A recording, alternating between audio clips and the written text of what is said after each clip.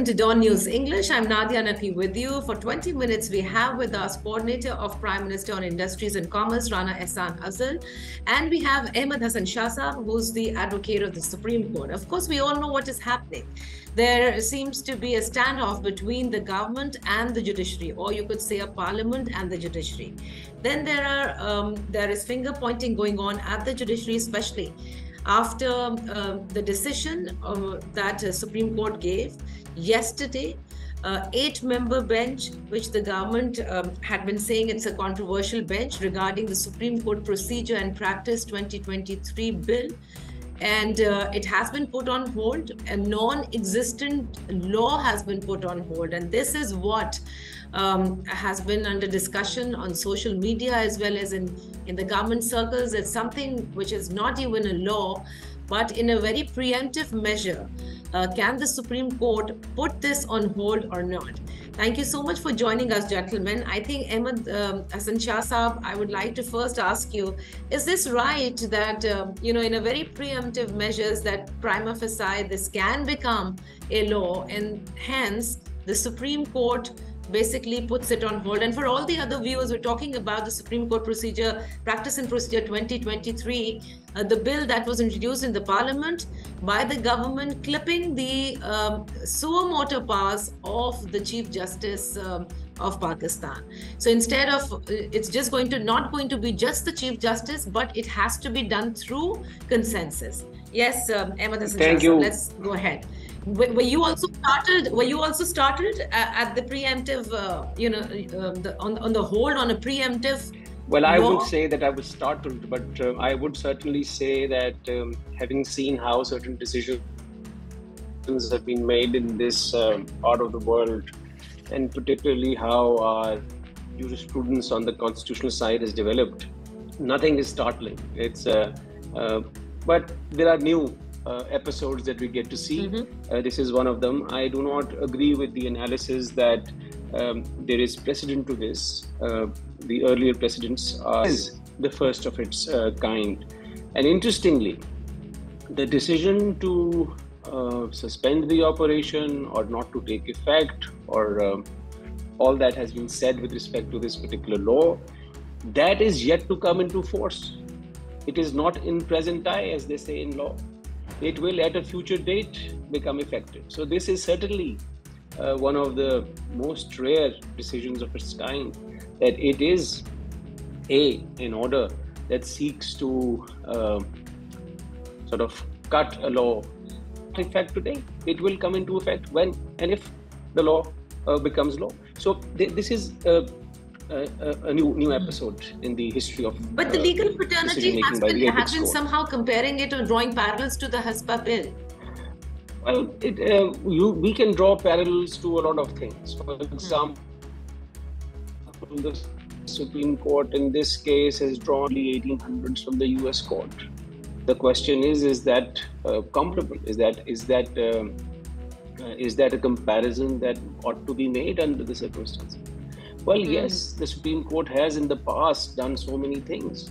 What could be more grave than validating martial laws? So when you look in that context, well, this is chicken feed. So I won't go into that, because that is the polemics, that these are the controversies that the court has faced over the years. But now time has come. These are serious and severe circumstances. Now time has come that certain truths be told.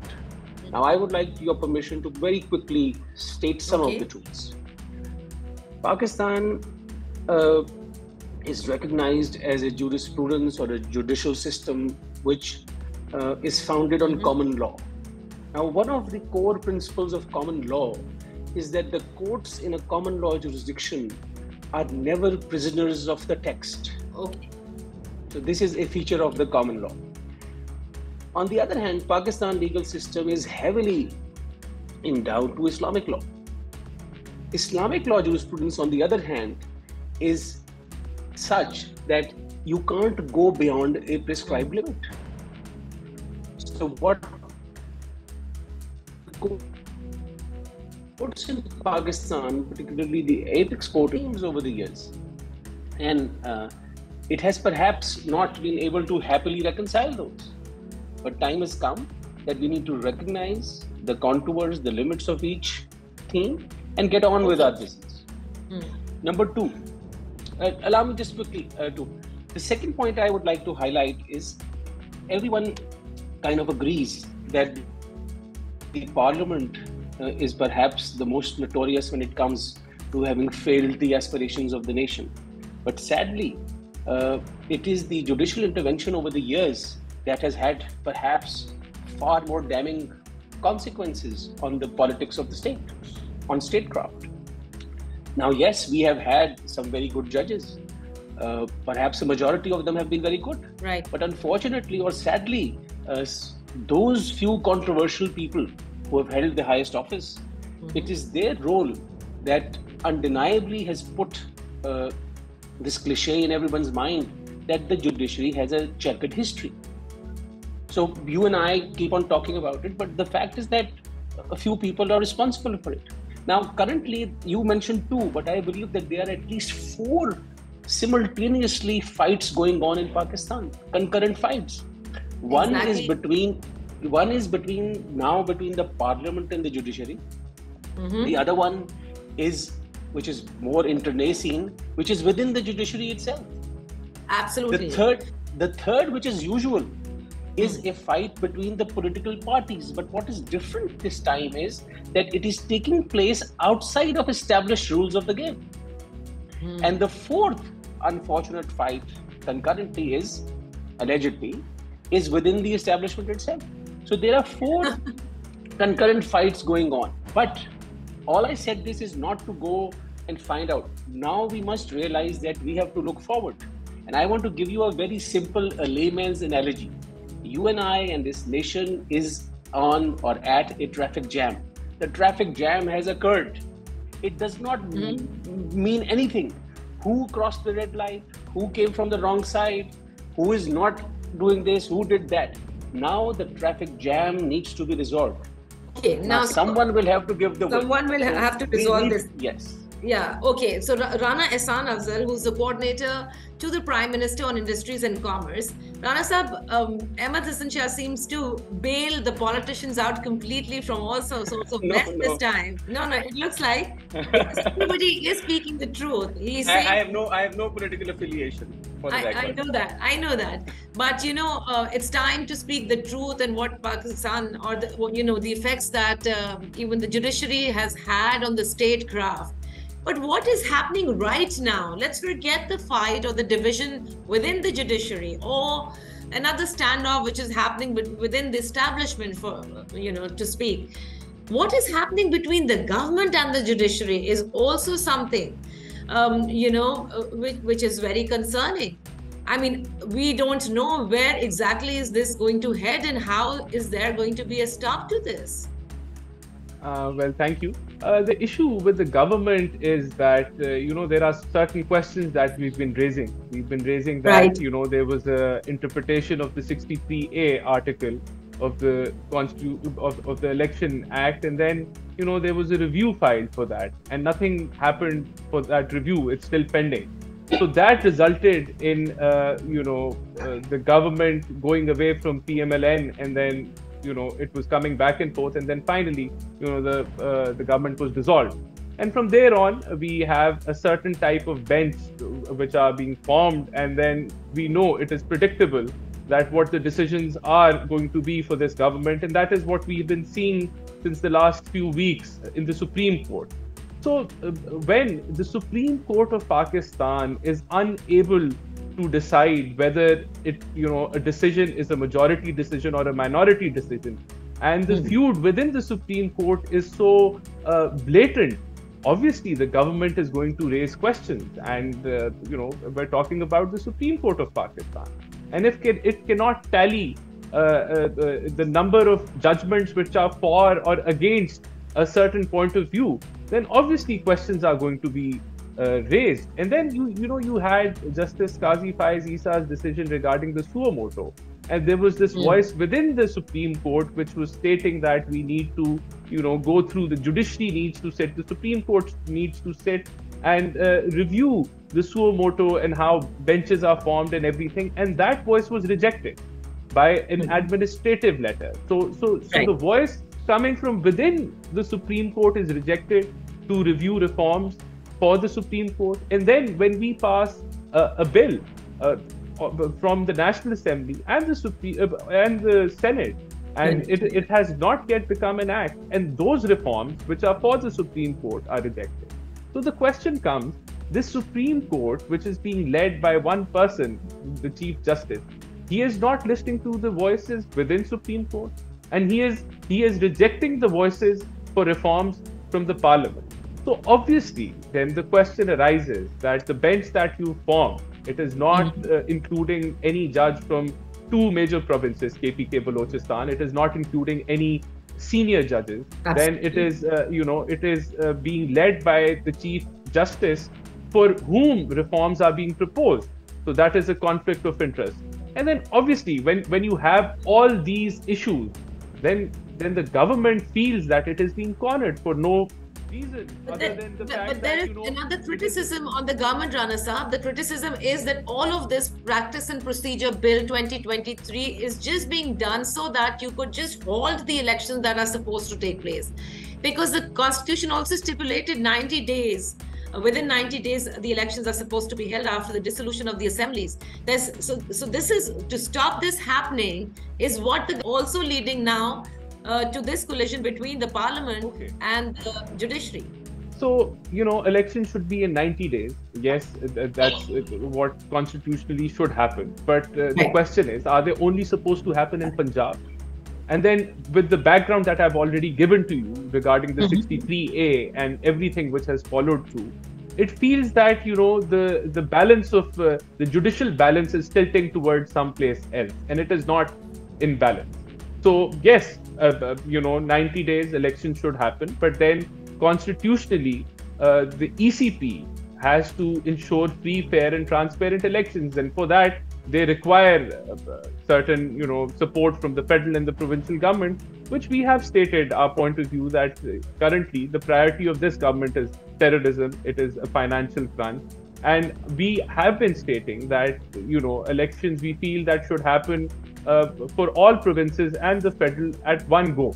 So with that stance, we feel that in August we're leaving and there's going to be a caretaker government. And in October, when elections are supposedly to be held all across Pakistan, the caretaker setup, their priority will not be terrorism, or their priority could not be, the financial crunch, because their sole purpose will be to go for elections. So that is the only point of view we have. But we, again, okay, fine, you want elections, then why are you ignoring KPK? This seems that, the focus is, or the balance is not truly in balance, and they're leaning towards something else.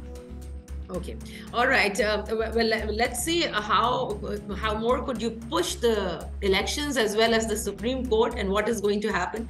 Ahmad Hassan Shah Sahab, I would like to ask you, the division within the judiciary. We also heard that the Chief Justice was also having meetings with senior most judges or all the judges separately.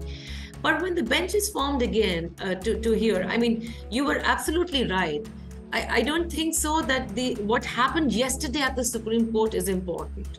I think most important is what is happening within the judiciary and how this has to stop, because the consequences that it is having on the political affairs of the country are massive and quite destructive also.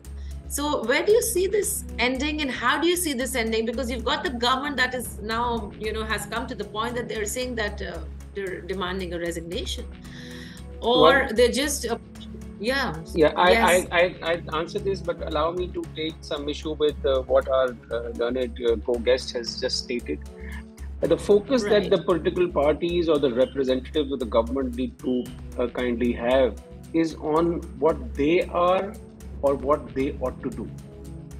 Now, pointing fingers at the others is not resolving problems anyway. Now, I said, let certain truths be told. So let me tell you a few more truths. The excuse for security, impecuniosity, we don't have the money, and things like that are generally and widely world over not recognized as valid reasons for not holding an election. So the government needs to come up with a better argument, frankly. Now, it is my personal view. I know a lot of my colleagues in the legal profession do not agree with it, but it is my personal view that the 90-day limit is a preferred limit under the Constitution. Right. If it doesn't happen within 90 days, well, it's sad. It should. But if it doesn't, it doesn't. It can happen later. So the focus should have been on when we can have the elections. Right.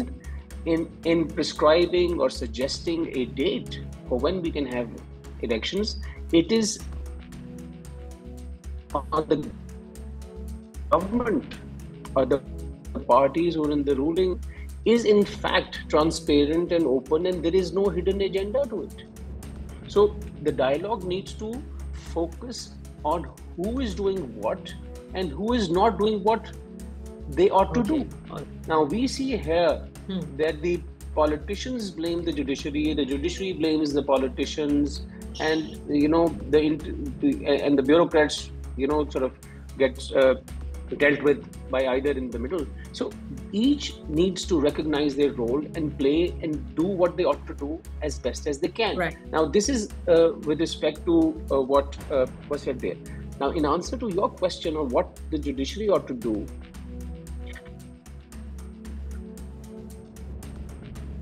I'd like to use let's call it the bench ghost syndrome.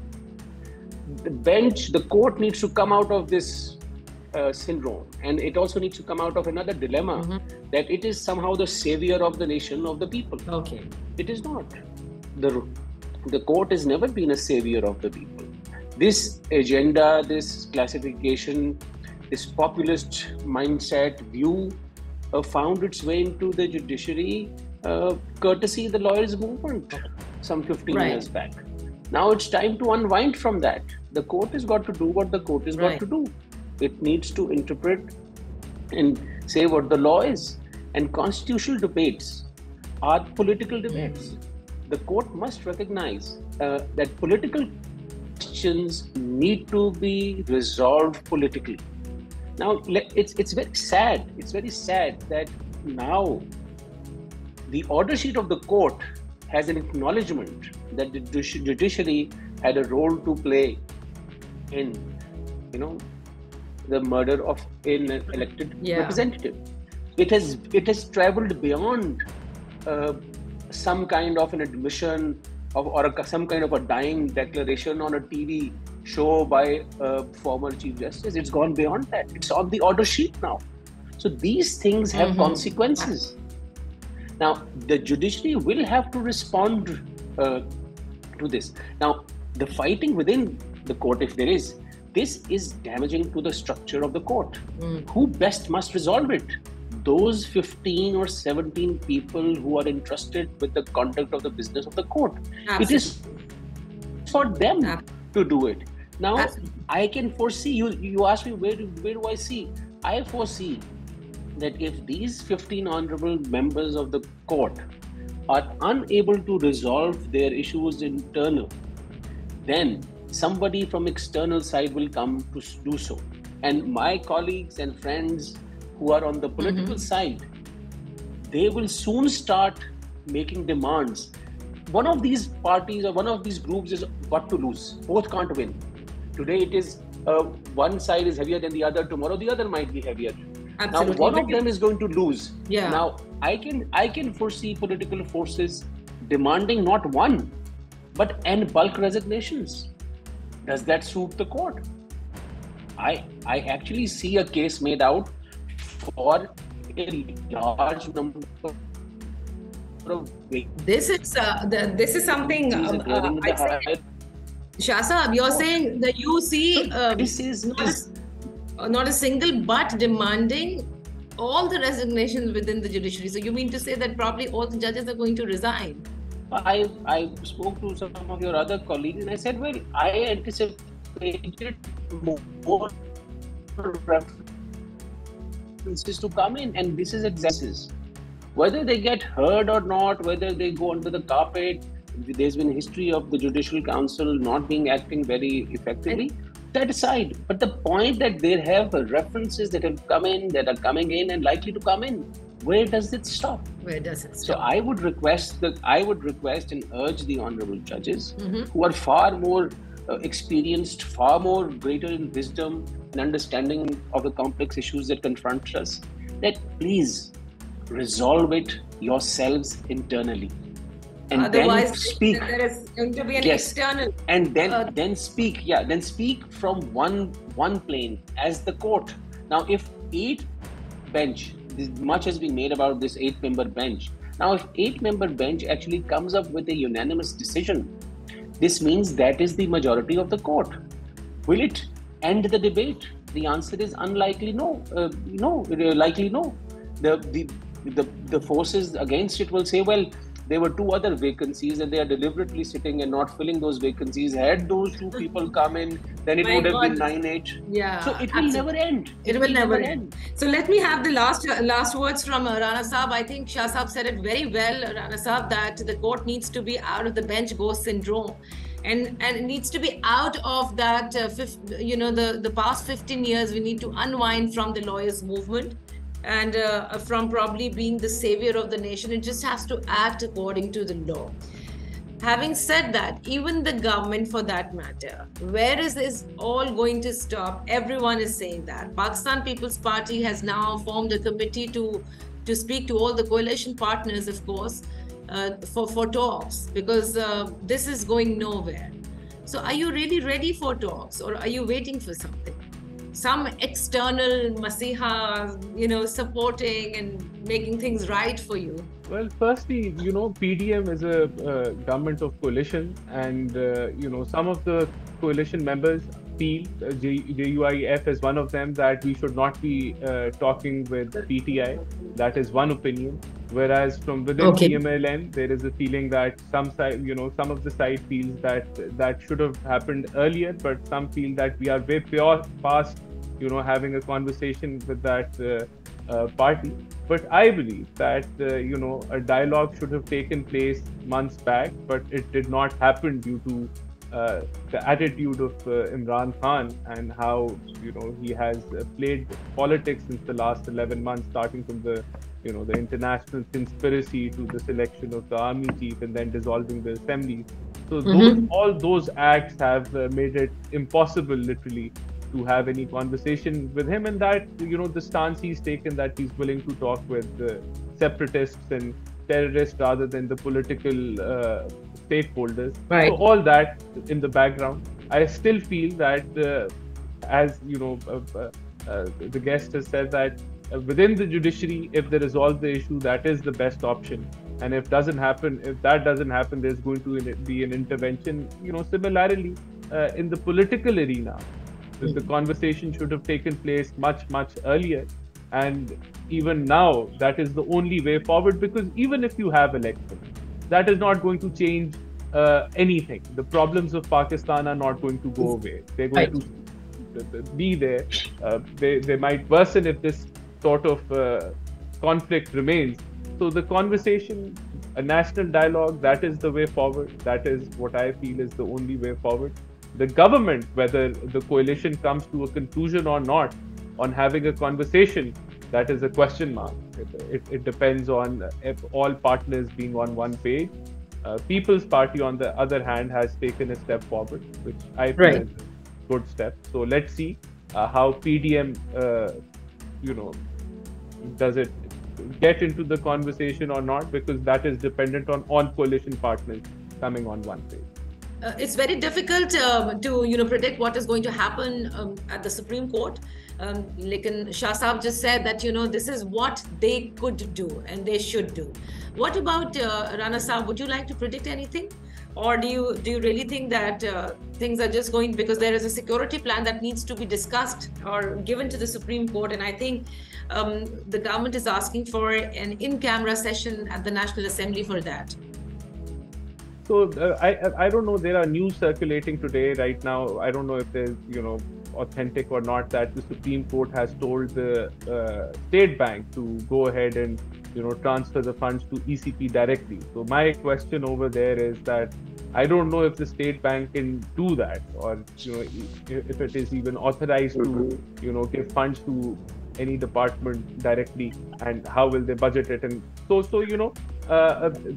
I don't see that moving forward to me, but he can give some clarity if the state bank can do that or not. On the security side, yes, our stance is clear. But more than that, these shortfalls, we feel that elections should happen at once.